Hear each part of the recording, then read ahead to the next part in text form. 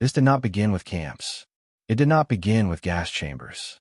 It did not begin with soldiers screaming orders or trains rolling east.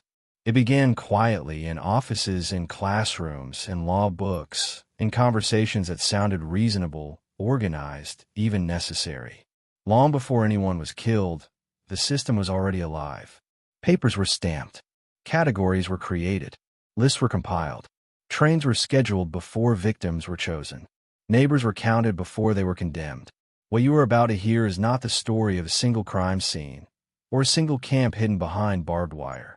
It is the story of how an entire modern state learned how to turn ideology into paperwork, paperwork into logistics, logistics into confinement, and confinement into death.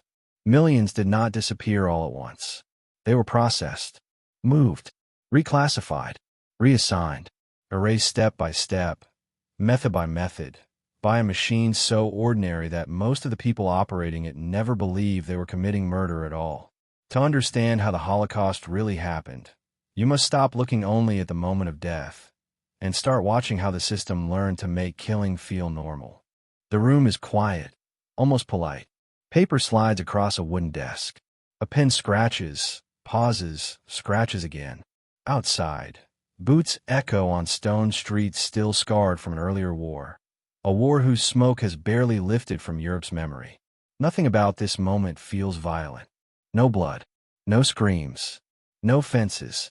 And yet, the future is already being decided here, in ink, in language, in ideas that reduce human lives into categories that can be managed, ranked, and eventually erased. The Holocaust did not begin with death. It began with definition. For centuries, antisemitism had lived in Europe like a low, constant hum, sometimes quiet, sometimes erupting into violence, but always present. It shifted shapes with each era. In medieval times, it wore the mask of religion. Jews were blamed for plagues, accused of poisoning wells, cast as enemies of Christ, marked as outsiders who could never fully belong. They were segregated, taxed, expelled, then reluctantly invited back when their labor or money became useful again. Over generations, hatred did not disappear. It settled. It normalized. It became part of cultural inheritance, passed down not as doctrine, but as instinct. By the 19th century, this old religious hatred fused with something new and far more dangerous. Europe had fallen in love with science, or at least with the appearance of it. Measurements, classifications, skull sizes, bloodlines. Human beings were sorted the way botanists sorted plants. This was the age of racial hierarchies, of charts and theories that claimed to explain why some nations ruled while others collapsed. Jews, once condemned for belief, were now condemned for biology. Conversion no longer mattered. Assimilation no longer mattered. A Jew could abandon religion, language, even family tradition, and still be marked as permanently other. Hatred had evolved from faith into flesh. Then came the Great War, tearing apart empires, borders, and certainty itself. When it ended, it left behind a continent filled with amputees, widows, mass graves, and unanswered questions. In Germany, defeat did not feel like defeat alone. It felt like humiliation. Streets smelled of coal smoke and desperation. Veterans returned to empty factories and broken promises. Inflation devoured savings so fast that paper money felt lighter in the hand by the day. In this chaos, many searched not for truth, but for someone to blame. And blame is always most powerful when it feels simple. Conspiracy theories flourished like mold in damp air. Germany, people whispered, had not truly lost on the battlefield. It had been betrayed from within. Politicians, communists, Jews. This lie did not emerge from nowhere. It was printed, spoken, repeated in beer halls and newspapers, passed from mouth to mouth until it felt less like an accusation and more like common sense. The idea took root that Jews were not merely a religious group or an ethnic minority, but a hidden force undermining the nation from inside its own walls. The enemy was no longer at the border. The enemy lived next door. At the same time, social Darwinism reframed politics as survival. Nations were no longer communities bound by shared responsibility, but organisms locked in endless competition. Strength was proof of worth. Weakness was proof of failure. Compassion became suspect.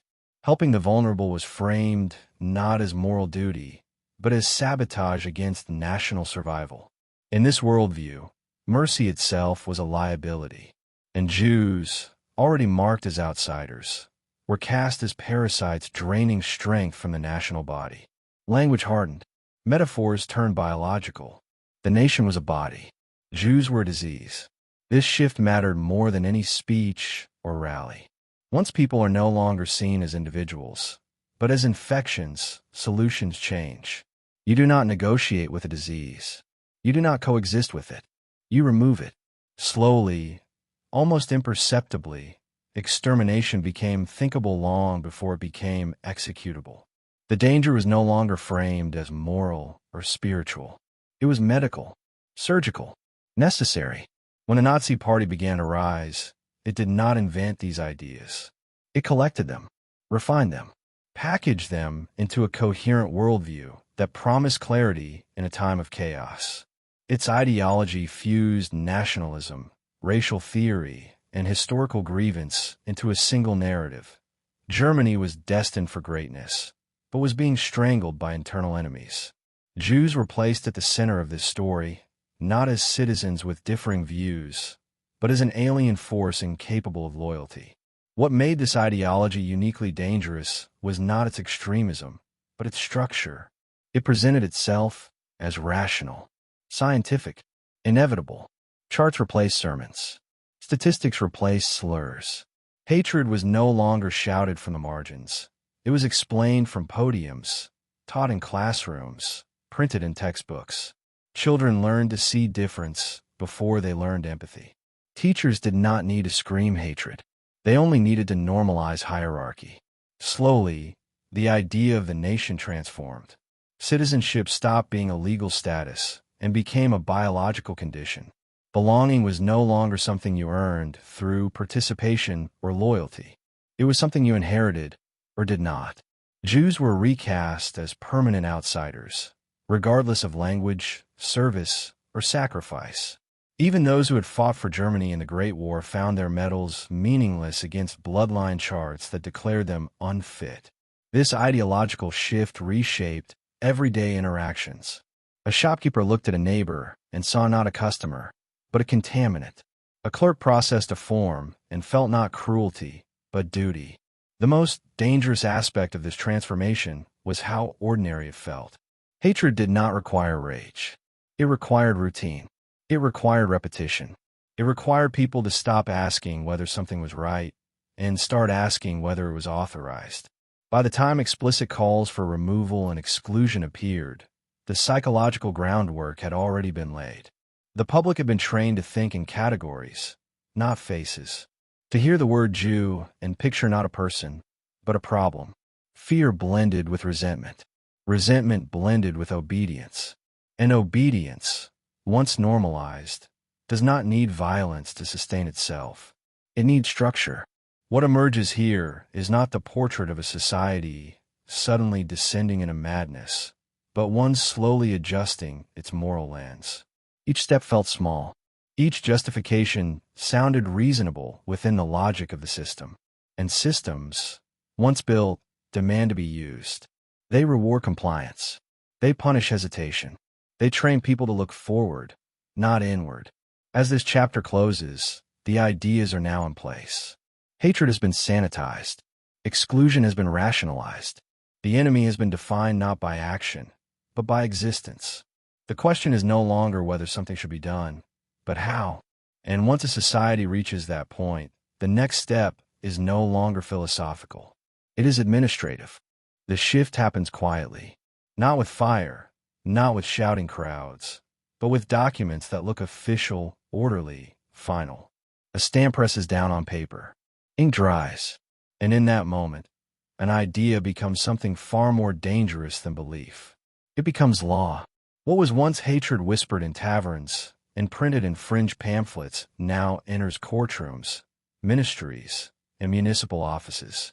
The state does not shout its intentions. It files them. In the early months of the new regime, Germany still looks familiar on the surface. Trams run on schedule. Shops open in the morning. Children walk to school with satchels bouncing against their backs. But beneath this ordinary rhythm, something fundamental is changing. The government begins to redefine who belongs, not through violence, but through legality. And legality carries a special kind of power. It does not feel like cruelty. It feels like order. The first measures arrive framed as necessity. Emergency decrees, temporary protections, safeguards for the nation. Civil servants are told they are restoring stability after years of chaos. Judges are told they are defending the integrity of the state. Police are told they are maintaining public order. No one is told they are laying the foundation for mass murder. They are told they are enforcing rules. Jewish lawyers are quietly removed from courtrooms. Jewish doctors are restricted from treating non-Jewish patients.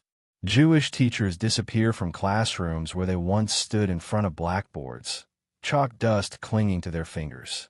These changes do not come all at once. They arrive in waves, each one small enough to seem tolerable, especially to those not directly affected. For everyone else, life continues, and that continuation becomes its own form of consent. What makes this stage so effective is its familiarity. Laws feel neutral. They feel impersonal.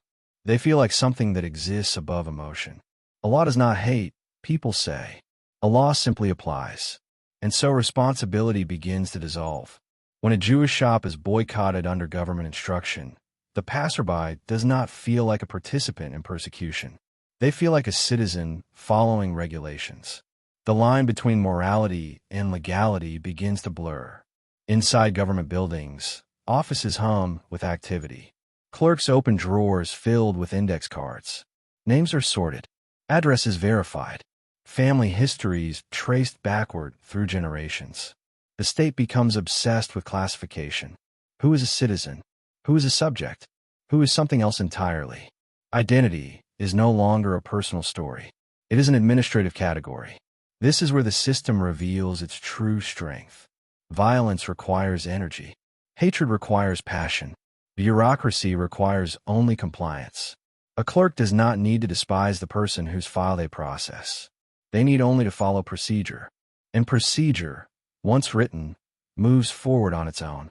The language of the laws is careful, cold, almost clinical. Nowhere do they speak of killing. They speak of protection, purity, national health.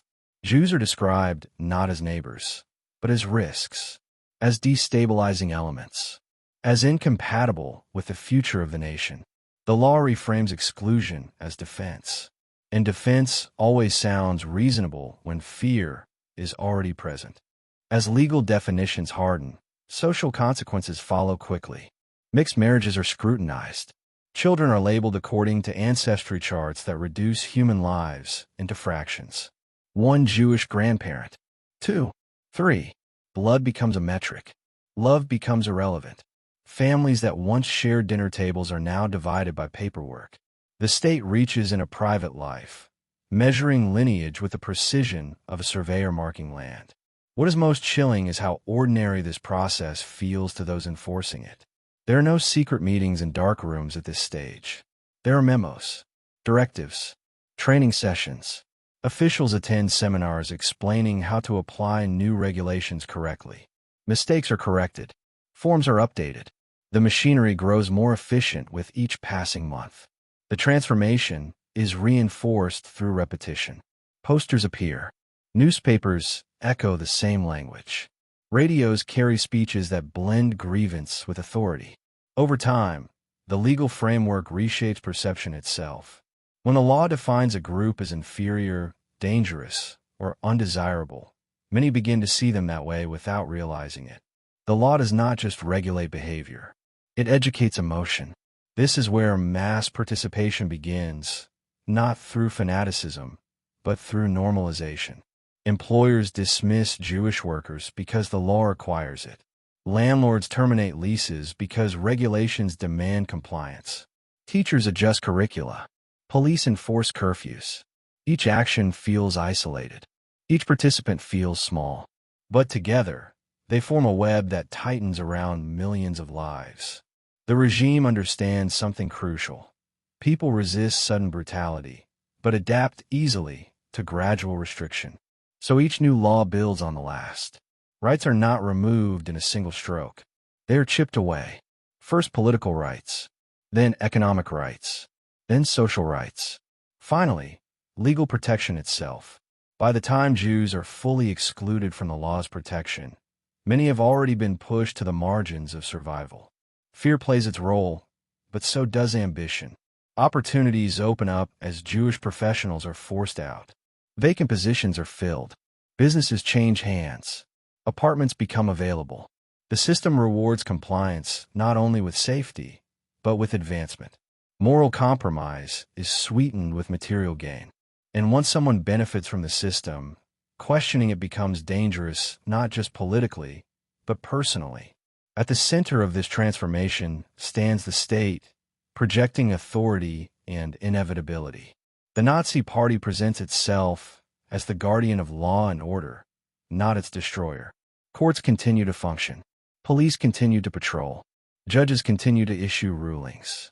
The appearance of normalcy masks the reality that justice itself has been hollowed out.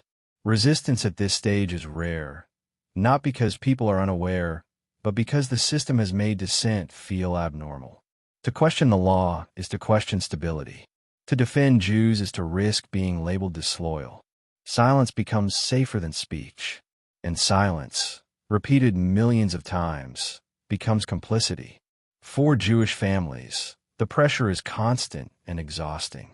Each new decree brings confusion. What is allowed today may be forbidden tomorrow. Savings accounts are frozen. Travel is restricted. Identity documents are stamped with markers that make anonymity impossible. Even names become regulated. Individuality dissolves under administrative weight. Yet even now, the full horror is still hidden. Many believe this is the worst it will get. That persecution has limits. That the law, harsh as it is, still offers some form of boundary. That a modern state could not possibly go further. This belief becomes a trap, because laws, once stripped of moral constraint, do not stop. They escalate. The chapter ends at a dangerous threshold. Hatred has been legalized. Exclusion has been normalized. The population has been categorized, counted, and isolated on paper. The state now knows who its targets are, where they live, and how to control them. What remains is to decide what to do with them. And when a system has already learned how to erase rights without resistance, the next step no longer requires persuasion. It requires logistics. The moment rights are removed on paper, something else begins to take shape. It does not announce itself. It does not march. It organizes. What was once a collection of laws now starts behaving like a system, one that needs coordination, oversight, and precision. Hatred alone cannot move millions of people. Fear alone cannot track them. For that, the state requires structure, and structure requires bureaucracy. Inside government buildings, the air smells of dust, ink, and old paper. Files stack higher each week. Cabinets multiply. Offices expand. The persecution of Jews, now legalized, demands administration. Who is affected? Where they live? What they own? What they are allowed to do tomorrow that they were allowed to do yesterday? Each question generates another form, another registry, another department tasked with ensuring consistency. Persecution becomes a workflow.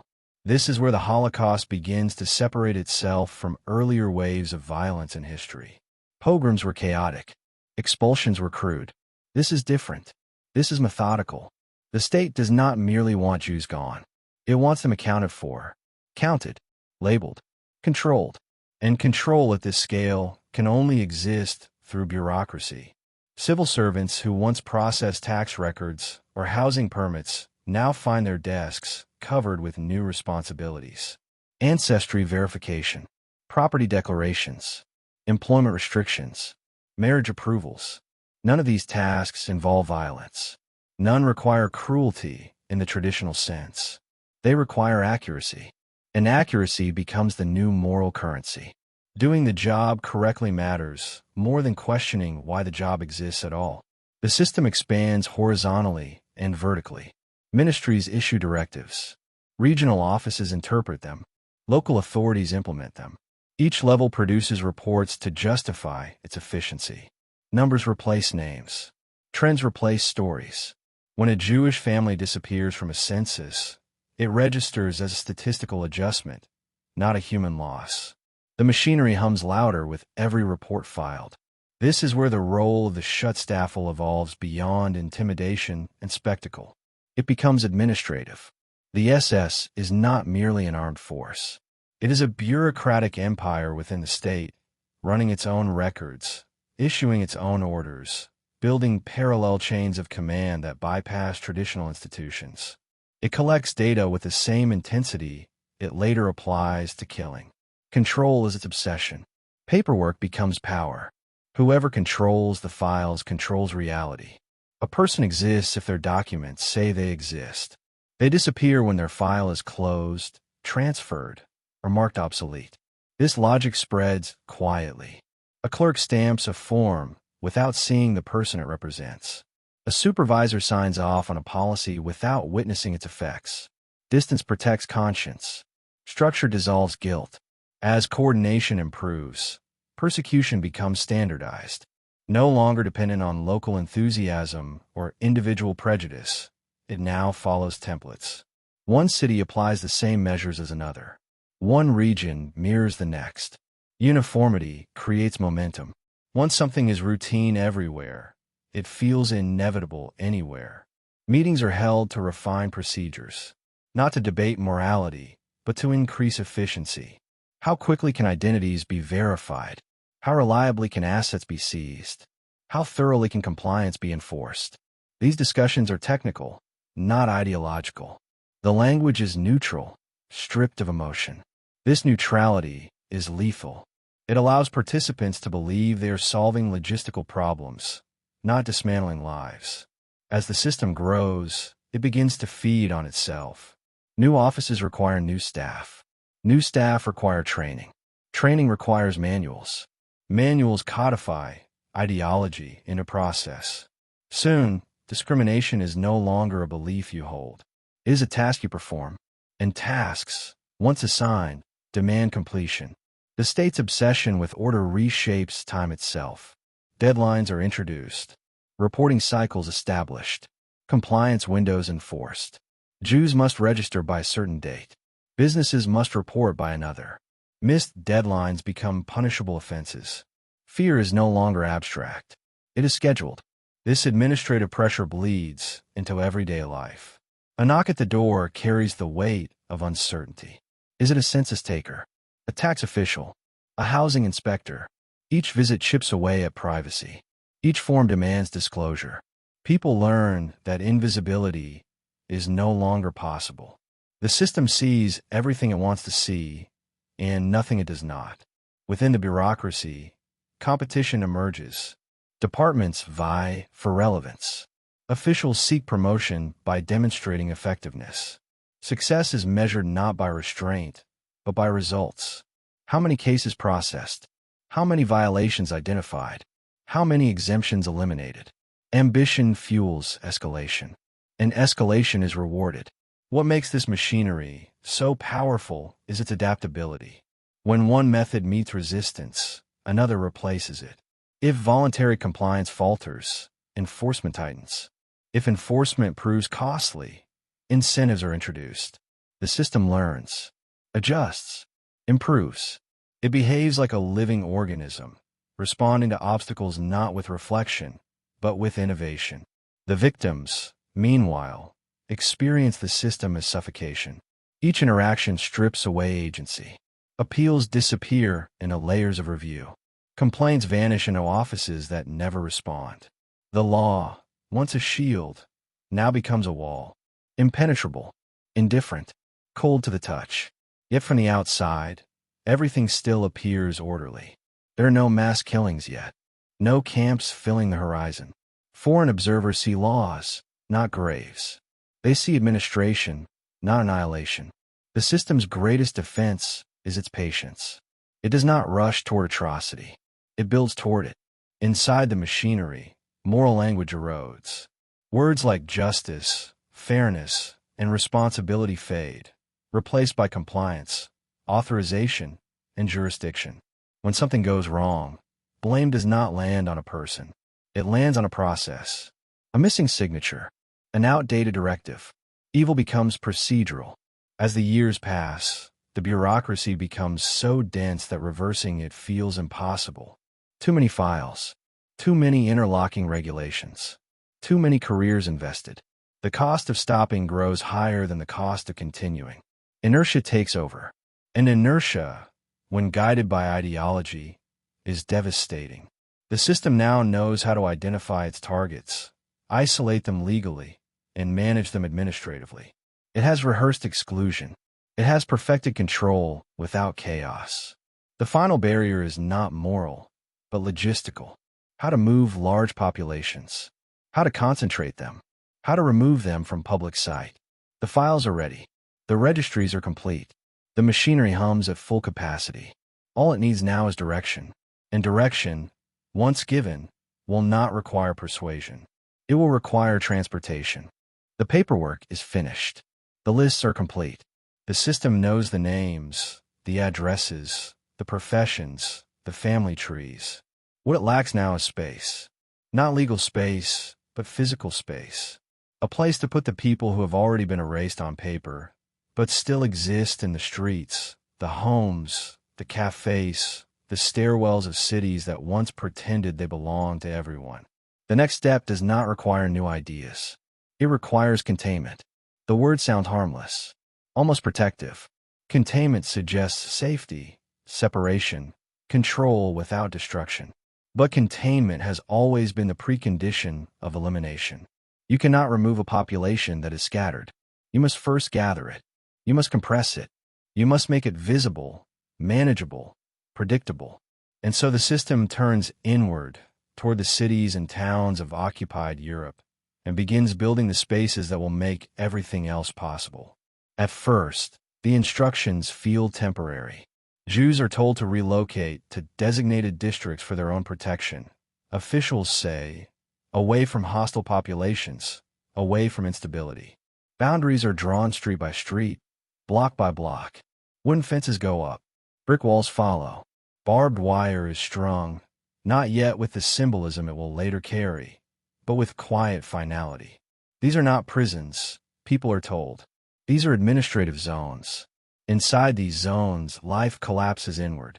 Streets that once carried light and movement now feel narrower, darker.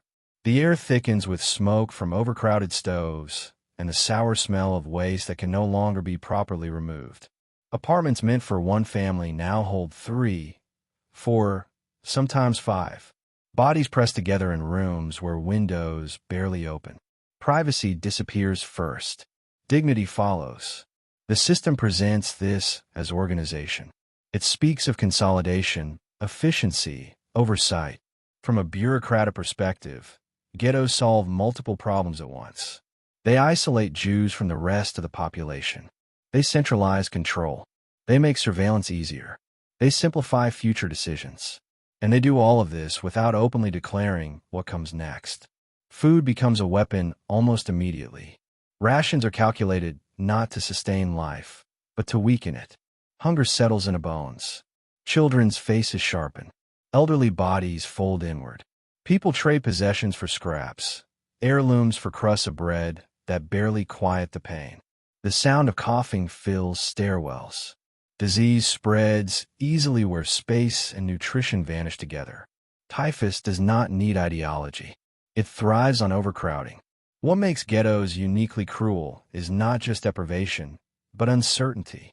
No one is told how long this will last. Days stretch into months, months into years. Rumors circulate like ghosts. Resettlement, labor, exchange. No one knows which stories to believe. The lack of clarity becomes its own form of control. People wait. Waiting exhausts resistance. Administration continues even here. Jewish councils are formed under coercion, forced to manage impossible tasks. They must distribute food that does not exist in sufficient quantities, enforce regulations designed to break their own people, compile lists demanded by authorities who offer no explanation. The system pushes responsibility downward, forcing victims to become intermediaries in their own destruction. This fractures solidarity. It breeds guilt, resentment, despair. Children play in alleys lined with filth because there is nowhere else to go. Their laughter sounds wrong against the backdrop of decay. It is too loud, too alive. Parents watch them with a fear deeper than hunger, knowing that survival itself now feels temporary. Schools operate when they can. Lessons are whispered. Knowledge becomes contraband. Outside the walls, life continues. Trams pass. Markets open. Music plays on radios. The separation is not only physical, but psychological. Those outside learn to look past the walls. Those inside learn that they have been removed from the moral universe of the city. The system depends on this separation. Out of sight becomes out of mind. From above, from offices and reports, the ghettos look like solutions. Statistics show concentrated populations, reduced incidents, improved control. Efficiency is praised. Adjustments are made. Boundaries tighten. Movement becomes more restricted. Permits are introduced, then revoked. Each change arrives as a regulation, not a threat. But the effect is cumulative. The walls close in, not just around neighborhoods, but around possibility itself. As time passes, death becomes routine. Not dramatic, not violent, quiet. Bodies appear in stairwells in the morning. On sidewalks by afternoon. There are not enough coffins. Funerals blur together. Grief loses its sharpness and becomes numb. When survival consumes all energy, mourning becomes a luxury. Yet even now, the full purpose of the ghettos remains unspoken. To those enforcing them, they are holding zones. To those trapped inside, they feel like slow-motion graves. The truth is more calculated. Ghettos are not an end. They are a staging ground, a place where people can be weakened, identified, stripped of assets, and psychologically broken before the next phase begins. The system watches closely. It observes how populations respond to hunger, to fear, to isolation. It studies compliance, resistance, collapse. Ghettos become laboratories for control. The data gathered here will inform everything that follows. By the time rumors of deportations begin to circulate, the population is already exhausted, malnourished, disoriented, trust eroded by months of forced cooperation and impossible choices. The system has achieved what it needs. It has made people manageable. The walls still stand. The paperwork still flows. Trains have not yet arrived in full force. But the purpose of the ghettos is now clear in hindsight, even if it was hidden in real time. They were never meant to save lives. They were meant to prepare bodies and minds for movement. The system has learned how to isolate millions without chaos, how to let hunger do the work of violence, how to make disappearance feel gradual rather than sudden. All that remains now is transport. And when that begins, it will not feel like a new chapter. It will feel like the inevitable next line in a process already written. The moment the ghettos reach capacity, the system encounters a familiar problem. Storage without movement creates instability. Hunger turns desperate. Disease spreads uncontrollably. The walls that once served as containment begin to threaten order rather than preserve it. From the perspective of the state, this is inefficiency. And inefficiency demands correction. The solution does not arrive with weapons or speeches. It arrives with schedules. Across occupied Europe, timetables are already pinned to walls. Trains run on minutes, not emotions. Railways are the circulatory system of modern states, moving coal, soldiers, steel, grain. They are designed for scale, for predictability, for obedience to clocks rather than conscience. And now, quietly, they are repurposed, not reinvented. Repurposed. The same tracks that carried commuters to work will carry families toward disappearance. At first, the word deportation sounds abstract, administrative, clean. It suggests relocation, not annihilation. Notices are posted. Orders are delivered. People are told to pack belongings, often limited to what they can carry. Suitcases fill with photographs, documents, clothing chosen for climates they do not yet know they will never see. Parents tell children this is temporary. Reassurance becomes survival strategy. The system understands something crucial here. People move more easily when they believe there is a destination worth reaching. And so deception becomes logistical lubricant. Deportations are framed as labor transfers. Resettlement.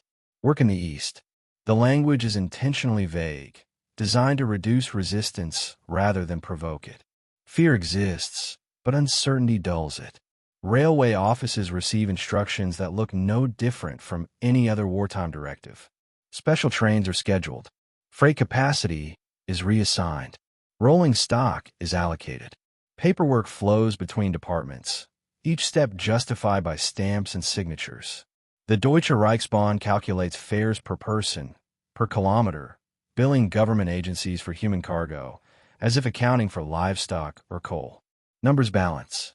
Efficiency is praised. Station platforms become stages of quiet horror. The smell of oil and iron hangs in the air. Steam hisses. Doors slam. Guards shout instructions that echo off stone walls. Crowds are pressed forward, herded into cars never designed for people. Wooden floors slick with previous cargo. Narrow slats of light. No seats. No sanitation. The doors slide shut with a final sound that does not echo long, but lingers.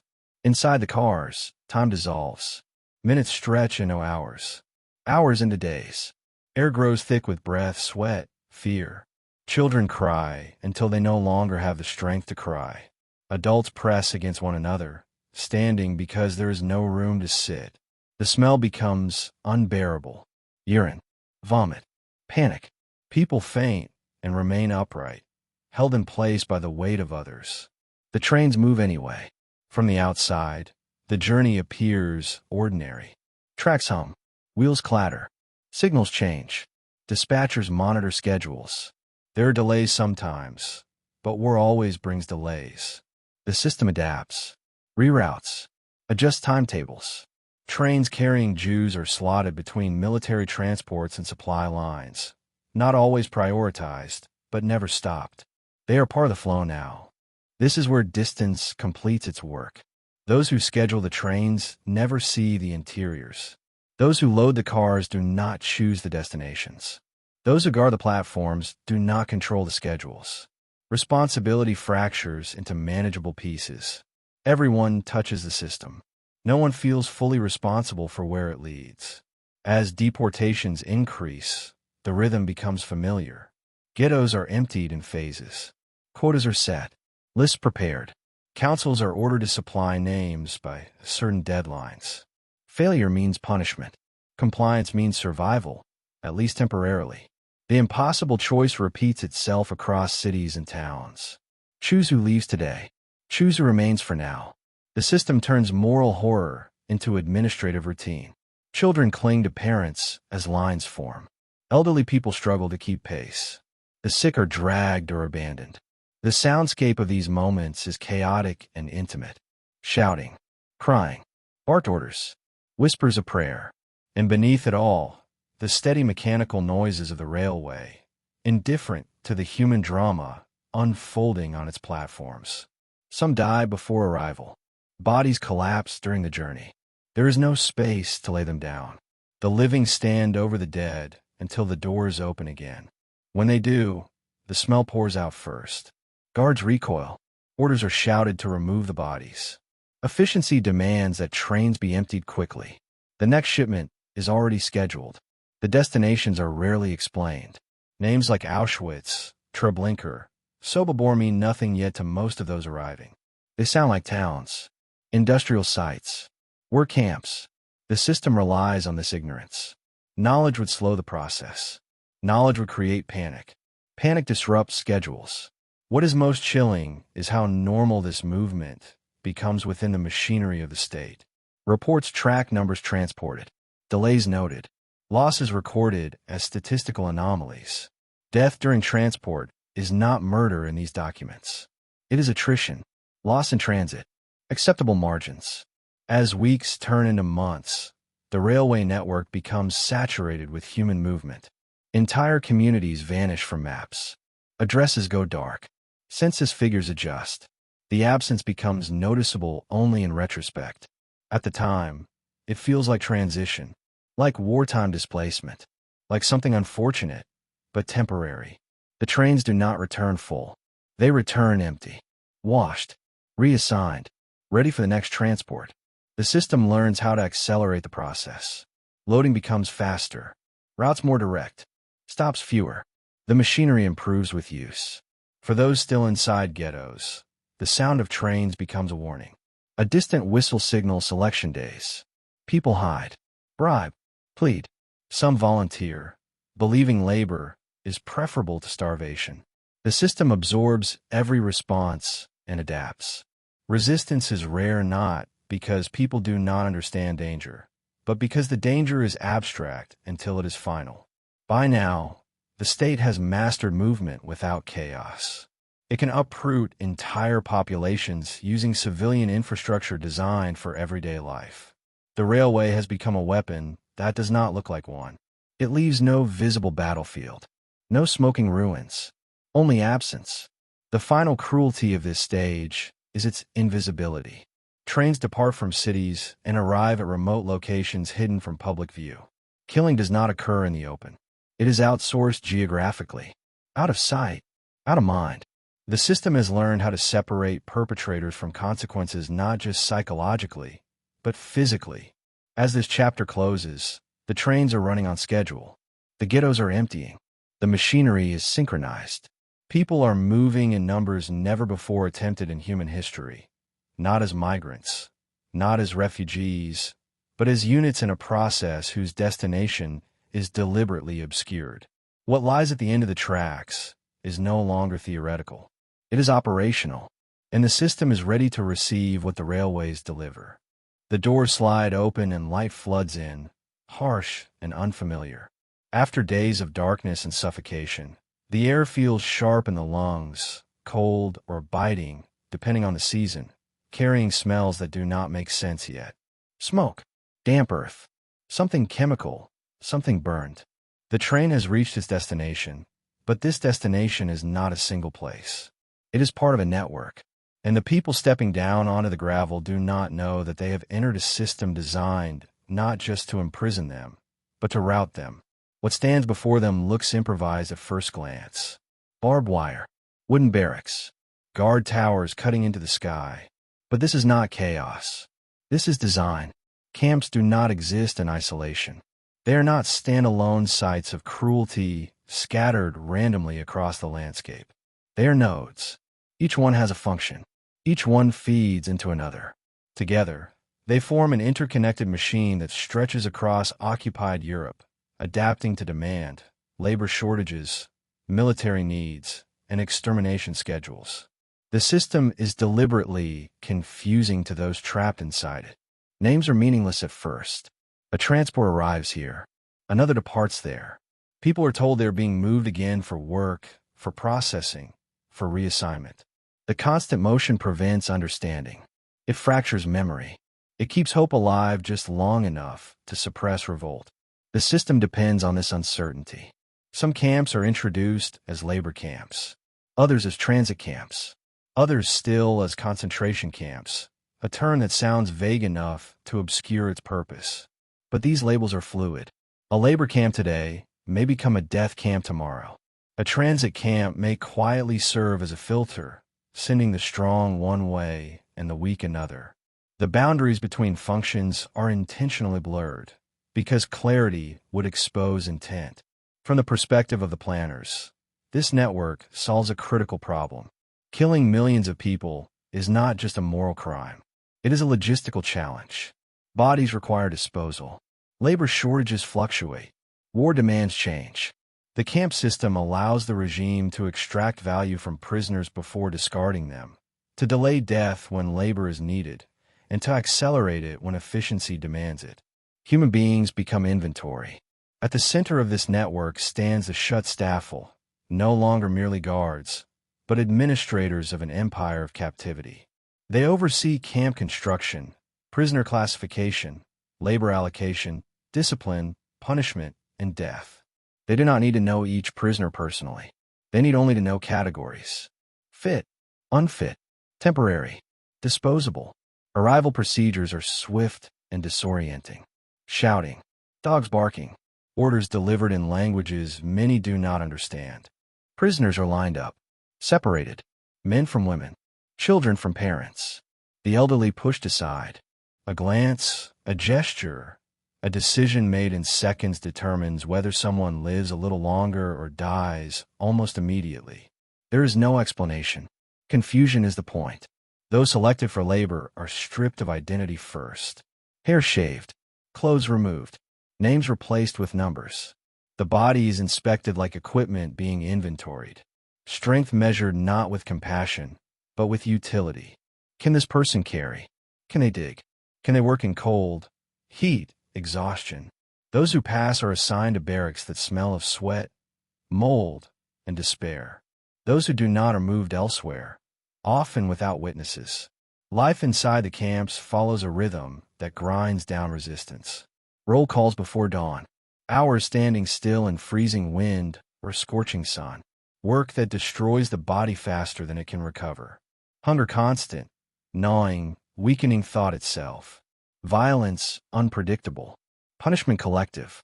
One mistake costs many. Survival becomes solitary. Trust dissolves. Yet even here, the system remains organized. Work details are logged. Output measured. Deaths recorded. Replacement prisoners requested when numbers drop. Camps communicate with one another. Transfers occur regularly. A prisoner who collapses in one camp may be shipped to another. A labor camp drains its population, then receives new arrivals from a transit camp. Nothing is left to chance. What is most terrifying is how normal this network feels from the inside after enough time passes. Atrocity becomes routine. The human mind adapts even to horror. Days blur together. The sound of gunshots or screams no longer triggers shock. It triggers calculation. Am I next? Can I avoid attention? Can I endure one more day? The system feeds on this psychological erosion. The camps also serve another purpose. They hide the true scale of the crime. No single camp reveals the whole picture. Prisoners see only fragments. Guards know only their assignments. Administrators focus on metrics. This compartmentalization ensures that no one, victim or perpetrator, sees the entire machine at once. And what cannot be fully seen is easier to deny. From the outside world, the camps are distant and abstract. Rumors circulate. Smuggled letters speak of death, but their details are almost impossible to believe. How could modern states run places like this? How could entire populations vanish into smoke and ash? The disbelief becomes another layer of protection for the system. The truth sounds too extreme to be real. Inside the camps, bodies become currency. Labor output determines food rations. Survival depends on appearing useful. Prisoners sabotage themselves by helping the system function, because refusal means immediate death. The regime understands this paradox and exploits it. The camps do not rely solely on guards. They rely on desperation. As the war intensifies, the network grows more complex. New camps are built near factories, mines, construction sites. Prisoners are leased to private companies. Human suffering is integrated into the war economy. Profit and murder merge seamlessly. Contracts are signed. Quotas established. Lives measured in productivity. At the same time, camps dedicated solely to extermination operate alongside those designed for labor. People are moved between them based on shifting priorities. A shortage of workers may delay death. A surplus accelerates it. The system does not care which. Both outcomes serve the same ideological goal. Children disappear quickly. They cannot work efficiently. Mothers who cling to them are punished. Families dissolve within hours of arrival. This destruction of family structure is not accidental. It prevents collective resistance. It isolates individuals emotionally. The system understands that people fight harder for loved ones than for themselves. So it removes loved ones first. Despite everything, resistance flickers. Sabotage. Escape attempts. smuggled information, small acts of defiance that rarely succeed but matter deeply to those who attempt them. The system responds with overwhelming force. Collective punishment, public executions, fear reinforced with spectacle, order restored. The camps are not static. They evolve. Methods are refined. Processes streamlined. Killing becomes faster. Disposal more efficient. The network learns from itself. Each camp becomes a testing ground whose results are shared elsewhere. This is not madness. This is institutional learning. By now, the railway schedules align perfectly with camp intake capacity. Transports arrive as others depart empty. Ash is cleared. Barracks are cleaned. The machinery operates continuously. Night and day blur together. The smell of burning never fully leaves the air. For those trapped inside, the concept of time itself begins to dissolve. The future shrinks to the next meal, the next roll call, the next selection. The past feels unreal. Identity erodes. Survival becomes mechanical. The system has succeeded not only in imprisoning bodies, but in colonizing minds. What emerges from this chapter is a horrifying clarity. The camps are not the Holocaust. They are its infrastructure. They are how ideology is translated into physical reality, how hatred is scaled, how murder becomes routine rather than exceptional. And as this network reaches full capacity, one final shift occurs. Killing, once hidden within labor, punishment, and neglect, is about to become its own primary function. No longer a consequence, no longer a byproduct, but the goal itself. At some point, the system stops pretending that death is an accident. It no longer hides behind hunger, labor, exposure, or exhaustion. It no longer treats killing as an unfortunate outcome of confinement. The final transition is subtle in language, but absolute in intent. Murder is no longer tolerated. It is planned. This moment does not arrive with a single order read aloud to the nation. It arrives through coordination, through meetings that feel technical rather than dramatic, through decisions framed as necessity rather than ideology. The question is no longer how to manage a population deemed undesirable. The question becomes how to eliminate it completely, quickly, and with minimal disruption to the war effort and public order. The Holocaust enters its most explicit phase not with chaos, but with precision. What has been learned in the ghettos and camps now converges. The system understands how to isolate people, how to transport them, how to weaken them, how to control them psychologically. What remains is to remove them at a scale that matches the ambition of the ideology driving it. Shooting operations have already shown their limits. They're too slow, too visible, too psychologically taxing for the perpetrators. Mass graves draw attention. Ammunition is inefficient.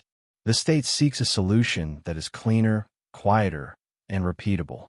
This is where extermination becomes policy rather than outcome. Killing centers are designed not as prisons, but as instruments. They are built in remote locations, near rail lines, hidden by forests, surrounded by secrecy. Unlike earlier camps, these places are not meant for long-term confinement. They're not meant for labor. They are meant for throughput. People enter. People do not leave. The architecture reflects this purpose. Buildings are arranged to guide movement, not to house life. Pathways curve gently, avoiding sharp turns that might provoke fear. Signage misleads. Waiting areas are constructed to resemble transit facilities or bathing areas. Everything is calibrated to maintain calm for as long as possible, because calm accelerates efficiency. This phase reaches its most lethal expression during Operation Reinhard, the concentrated effort to annihilate Jewish life in occupied Poland. Here, the system perfects its methods. Killing is no longer sporadic or reactive. It is scheduled, coordinated, industrialized. Trains arrive on time. Platforms are cleared quickly. Deception is maintained until the final moments. Victims are told they are being deloused, showered, processed for labor. Orders are shouted with authority, not rage. Guards do not need to scream. The environment does the work. Confusion, fear, obedience. People comply because the alternative is unthinkable. Inside the killing facilities, the air changes. There is no room for error. Procedures are followed with chilling consistency. Doors are sealed. Engines start. Gas fills enclosed spaces. The sounds that follow are not recorded in official reports. They do not need to be. The system measures success in numbers processed, not in suffering endured. What distinguishes this phase from all previous violence in history is not cruelty alone, but optimization. Time is measured. Capacity calculated. Methods refined. When something proves inefficient, it is adjusted. When resistance occurs, procedures change. The system learns how to kill better. Those tasked with operating these centers are trained to see their work not as murder, but as duty. Language is carefully chosen. Victims are units. Death is special treatment. Bodies are processed. Euphemism is not accidental. It is psychological armor. It allows ordinary men to perform extraordinary crimes without collapsing under their weight. The machinery surrounding extermination extends far beyond the killing sites themselves. Hair is collected. Teeth are removed. Clothing sorted. Valuables inventoried. Ashes disposed of or scattered. Nothing is wasted. Even in death, bodies are reduced to resources. The ideology that once defined Jews as parasites now consumes every trace of them. For those still alive elsewhere in the camp system, rumors spread. Smoke is seen. Smells linger in the air that cannot be explained away. Some understand what is happening. Many cannot bring themselves to believe it. The scale is too vast. The implications too final. Disbelief becomes a survival mechanism, even as it seals fate. The system depends on this disbelief. Knowledge slows compliance. Panic disrupts flow. And so secrecy is enforced with brutality. Witnesses are killed. Workers who handle bodies are rotated or eliminated. Information is compartmentalized. No one sees the entire process unless they designed it. The extermination centers do not replace camps. They coexist with them. Labor camps continue to extract value from those still deemed useful. Concentration camps continue to terrorize and control. The system balances exploitation and annihilation dynamically, adjusting to military needs, labor shortages, and transport capacity. Life is preserved only when it serves death. What is most terrifying is how normalized this becomes within the apparatus of the state. Reports list daily figures. Superiors demand efficiency improvements. Failures are criticized not for moral reasons, but for operational ones. Too slow, too visible, too costly. Killing is treated as a technical challenge to be solved. Outside these places, the world continues. Cities function. Radios play music. Bureaucrats attend meetings. The extermination phase is geographically isolated, deliberately hidden from public view. The system understands that mass murder can coexist with normal life, as long as the two do not visibly intersect. Those who carry out the killings are granted distance, authority, and justification. They are told they are defending the nation, protecting the future, eliminating a threat. Over time, repetition dulls revulsion. Routine replaces shock. The extraordinary becomes ordinary. Yet even here, cracks appear. Some perpetrators drink heavily. Others request transfers. A few break down. The system responds not with reflection, but with replacement. There is always another willing hand. Ideology ensures supply. As extermination accelerates, the scale becomes almost incomprehensible. Entire regions are emptied. Communities vanish so completely that their absence becomes noticeable only years later. Names survive only in records that were never meant to preserve memory, only control. By now, the Holocaust is no longer a series of crimes. It is a function. It runs continuously, adapting to pressure, responding to obstacles, feeding on the infrastructure built over the previous years. Ideology, bureaucracy, transport, and confinement have merged into a single process whose sole purpose is erasure. And yet, even at this stage, the system is not finished evolving. Killing on this scale creates new problems. Evidence accumulates. Front lines shift. Resources strain. The machinery must learn how to hide its own traces. As this chapter draws to a close, the extermination program is in full motion. The ideology has achieved its most extreme expression, but the very scale of the crime now threatens to expose it. And so the system prepares for its next transformation, not to stop killing, but to conceal it. Power does not always shout. Sometimes it whispers through channels so layered that no single voice sounds responsible. By the time extermination is fully underway, the system has learned a final lesson. Killing millions requires not only methods, but insulation. The men who decide must never smell the smoke. The men who smell the smoke must never feel they decided anything at all. And so the Holocaust reaches its most refined form, not in brutality alone, but in structure. Orders do not arrive as commands to kill. They arrive as directives to coordinate, to authorize, to implement. Language matters here. A signed document travels farther than a shouted order and leaves fewer fingerprints. Decisions are broken into components so small that each one feels administrative rather than moral. Someone approves a budget. Someone allocates rail capacity. Someone assigns personnel. Someone reviews reports. No single step contains the word murder. Together, they produce it. At the top of this structure sit men who rarely visit camps. They work in offices that smell of polished wood and tobacco, where maps cover walls and phones ring steadily. Their desks hold files, not faces. Charts replace bodies. Numbers replace screams. Distance is not accidental. It is engineered. Authority flows downward. Information flows upward. Responsibility dissolves in transit. The Schutzstaffel perfects this hierarchy. It does not merely guard camps or oversee killings. It designs the system that makes killing sustainable. Within its ranks, specialization flourishes. One department handles transport coordination. Another manages camp administration. Another oversees labor allocation. Another tracks mortality rates. Each unit focuses narrowly on its task, trusting that someone else has asked the moral questions already. This fragmentation is the system's greatest protection. A camp commandant enforces discipline and quotas. He does not question where the prisoners come from or where they go next. A doctor conducts selections. He tells himself he is applying medical judgment. An engineer improves ventilation systems. He frames his work as technical. Everyone can tell themselves the same story. I am only responsible for my part. Paper becomes the bloodstream of the structure. Reports are filed daily. Weekly summaries rise through layers of command. Statistical tables replace narrative. A line shows intake numbers. Another shows output. Another shows losses. Losses are not mourned. They are analyzed. If mortality rises too quickly, productivity drops. If it drops too slowly, capacity is wasted.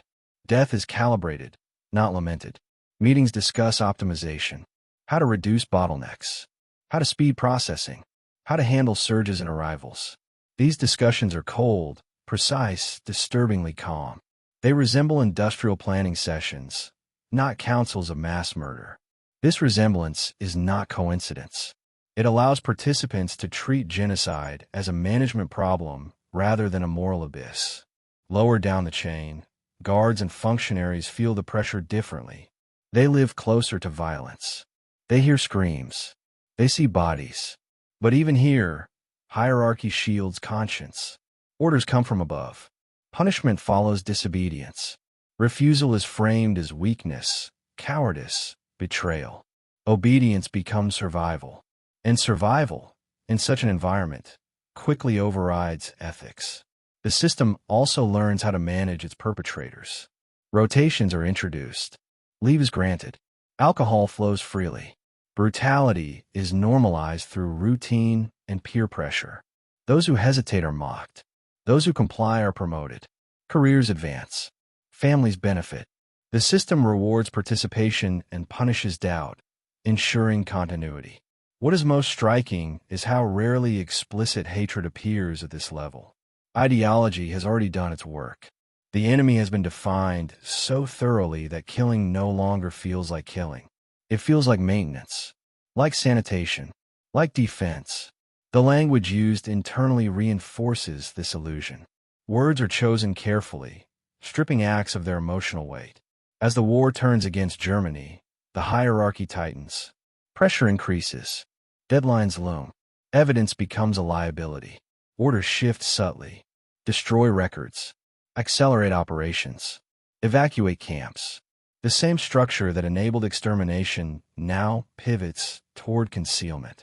Efficiency is redirected from killing to erasing traces of killing. Camps are dismantled. Mass graves are reopened. Bodies burned. Ash scattered. Prisoners are marched westward under guard, collapsing along roads that stretch endlessly through forests and villages. These marches are not chaotic retreats.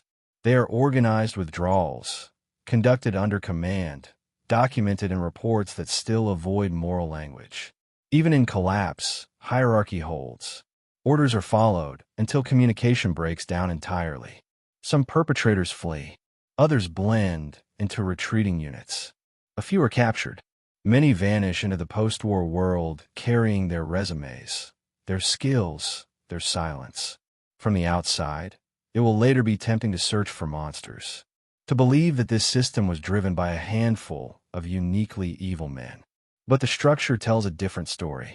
It shows how ordinary institutions, staffed by ordinary people, can commit extraordinary crimes when authority, ideology, and bureaucracy align. This chapter leaves us with an uncomfortable truth. The Holocaust did not rely on chaos. It relied on order. It did not collapse because it was immoral. It collapsed because it was defeated militarily. And even then, its architecture proved resilient, dispersing its agents back into society with remarkable speed. As the command structure begins to fracture under the weight of war and exposure, a final question hangs unresolved. How much did the world know? How much did it choose not to see? And what happens when a system designed to erase millions begins, at last, to erase itself? Silence does not mean ignorance. It means distance. And by the time the system is killing at full capacity, distance has become one of its most carefully maintained features. Smoke rises from places most people will never visit. Trains pass through stations without stopping. Letters vanish. Entire neighborhoods empty, and the world adjusts to their absence with unsettling speed. The Holocaust does not happen in a vacuum. It happens in full view of a continent trained to look away. Information moves unevenly in wartime. Rumors travel faster than facts, but they arrive distorted, unbelievable in their scale. A whisper from a railway worker, a smuggled note from a laborer, a letter thrown from a train. Each fragment tells part of the truth, but never the whole.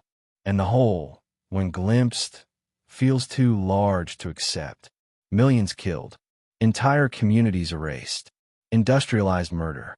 The mind resists what it cannot easily imagine. Inside occupied Europe, people know more than they later admit, but less than they need to act decisively. Neighbors see families forced out of homes. They see shops confiscated. They see children disappear. They hear screams from behind walls. They smell burning carried by the wind. Knowledge accumulates not as certainty, but as dread. And dread paralyzes. Fear does much of the system's work here. Speaking openly risks arrest. Helping risks death. Even asking questions can be dangerous. The regime cultivates this fear deliberately, making examples of those who resist. Executions are public. Punishment is collective. The lesson is clear.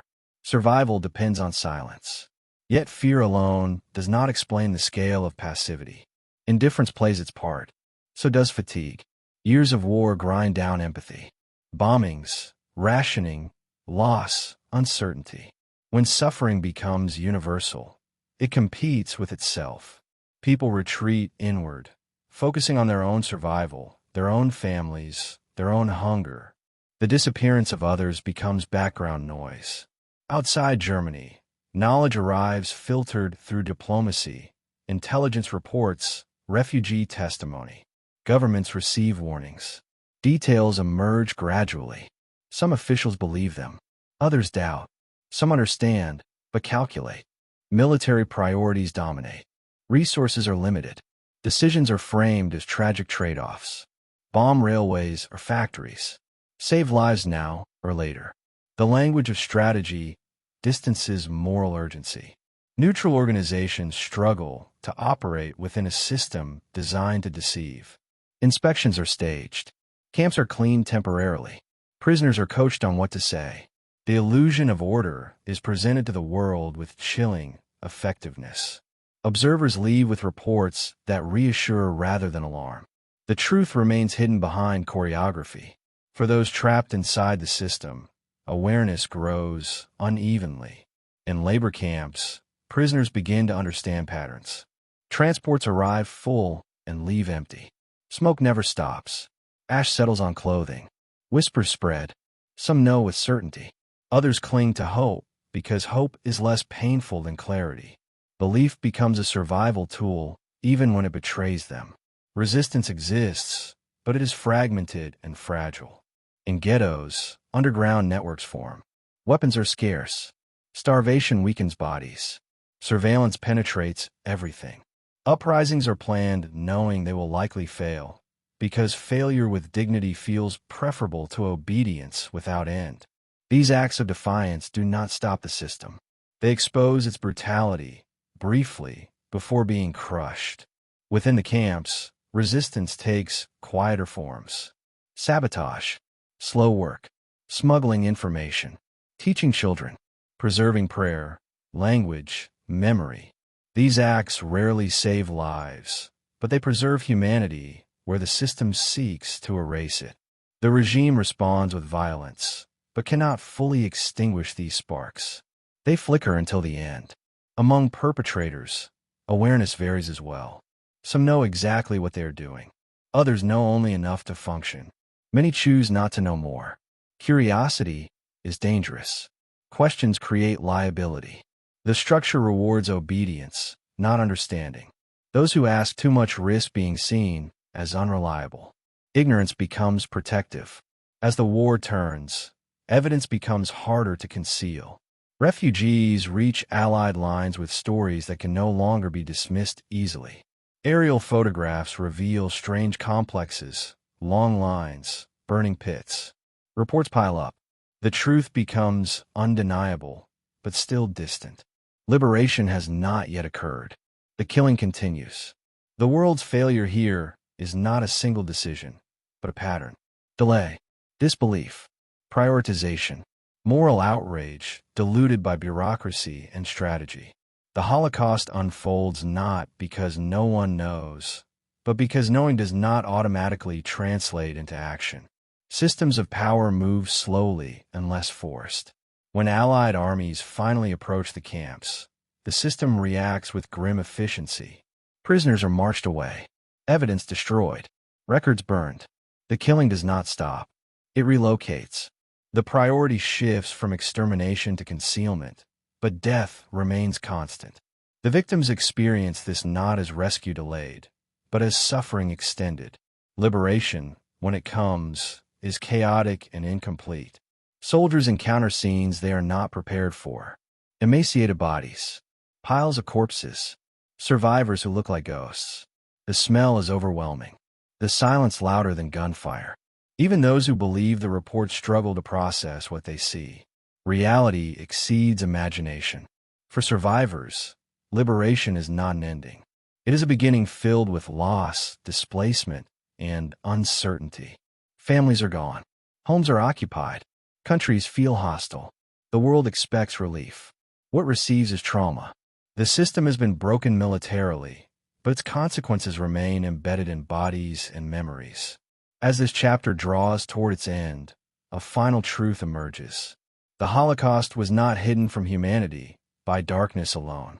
It was hidden by distance, disbelief, fear, and the comfort of not knowing too much. The system relied on these human tendencies as much as it relied on railways and camps.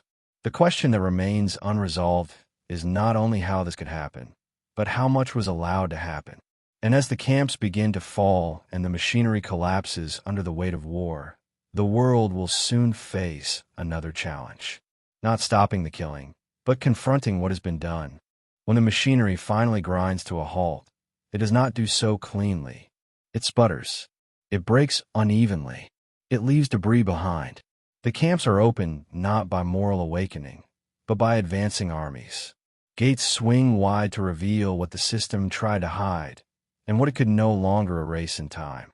Liberation arrives as shock, not closure. The killing stops, but the meaning of what has happened does not resolve itself so easily.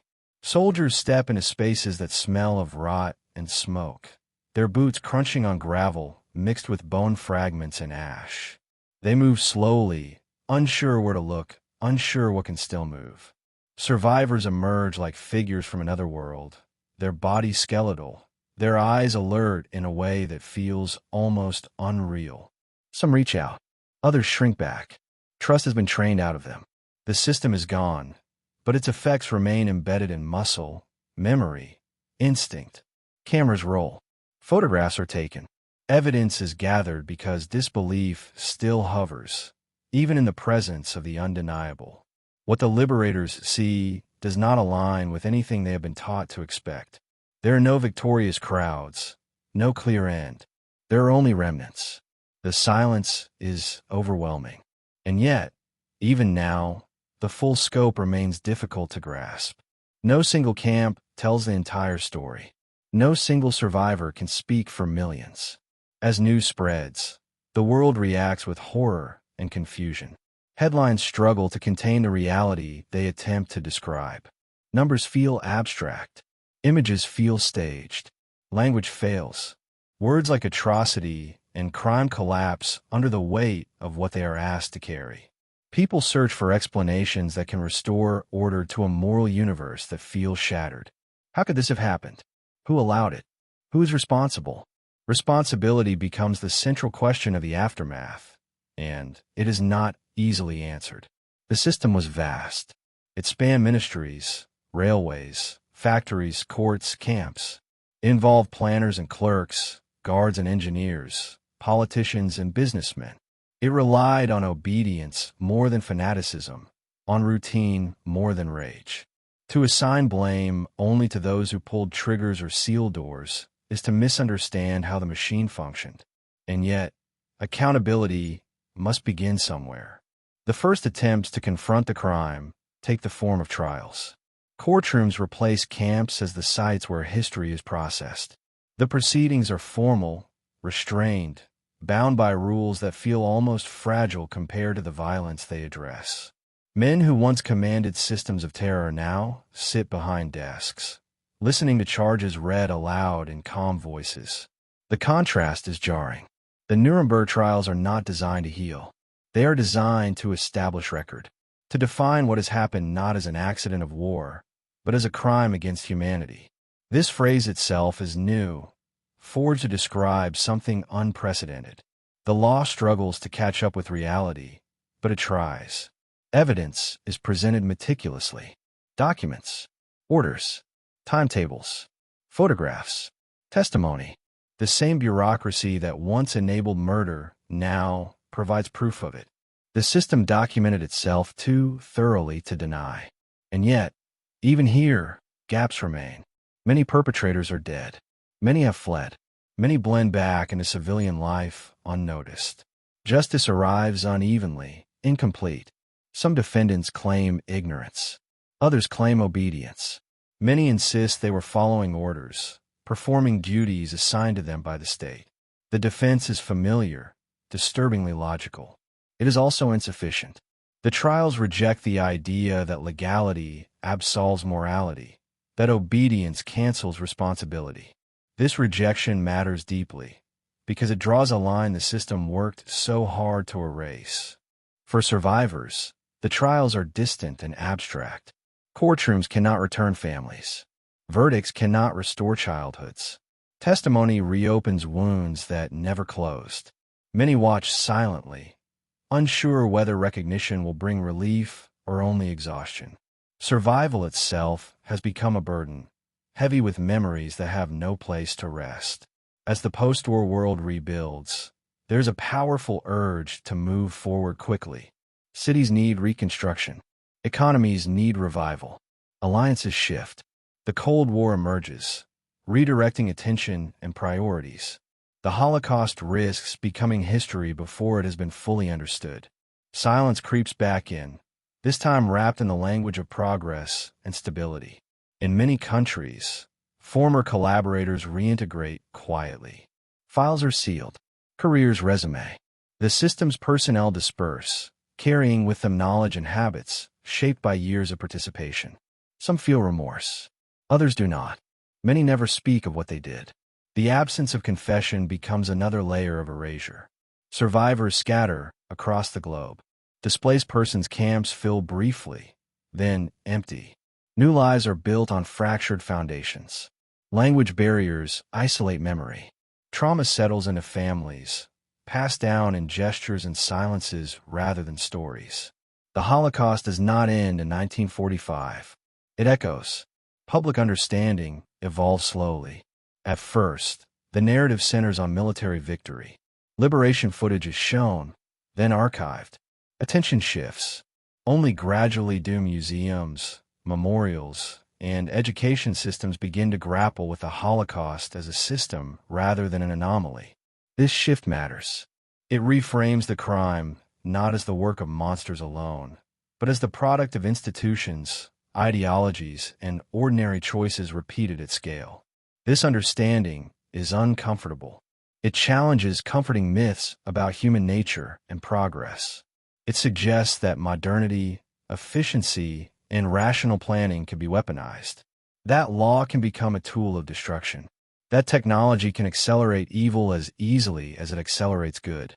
These lessons resist simplification. The Holocaust forces a reckoning with the limits of morality under pressure. It exposes how quickly categories can replace compassion, how easily language can anesthetize conscience. It shows that systems do not require universal hatred to function, only sufficient indifference and obedience. As generations pass, memory becomes a responsibility rather than an experience. Survivors age. Voices fade. The risk shifts from denial to distortion. The story can be simplified, politicized, hollowed out. Numbers recited without context. Images consumed without understanding. The system that once erased lives threatens to erase meaning if vigilance lapses. This final chapter does not close with resolution, because there is none. The Holocaust is not a lesson neatly learned and filed away. It is a warning that must be actively maintained. It asks uncomfortable questions not only about the past, but about the present, about how societies define belonging, about how states use language, about how people respond when legality conflicts with humanity. The machine that carried out the Holocaust was defeated, but the principles that enabled it did not vanish with it. Bureaucracy remains. Ideology persists. Fear still motivates. Distance still dulls empathy. The system's architecture can be rebuilt anywhere, anytime, if conditions align and vigilance fails. What remains, then, is not closure, but responsibility. To remember not just what happened, but how it happened. To recognize the early stages before they harden into inevitability. To understand that the Holocaust did not begin with camps, and it did not end with liberation. It began with ideas, matured through systems, and left behind a question that every generation must answer anew. What will you do when the paperwork starts to matter more than the people it describes?